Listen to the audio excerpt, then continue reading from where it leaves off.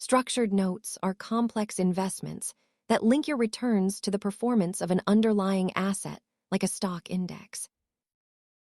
They are essentially debt instruments issued by financial institutions that combine a bond component with a derivative component.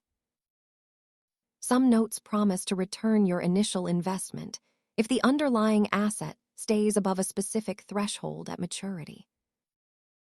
These tools have a fixed lifespan and performance tied to external markets, but remember that the issuer's credit quality is critical.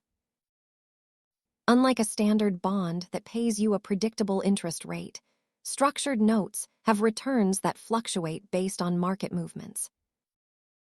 This chart shows how notes often cap your maximum profit in exchange for providing a buffer against moderate market losses. Always read the disclosure documents carefully to understand exactly how your potential returns are calculated and what the costs are. Structured notes are complex tools meant for specific goals. Consult a professional to see if they fit your strategy. Thanks for watching.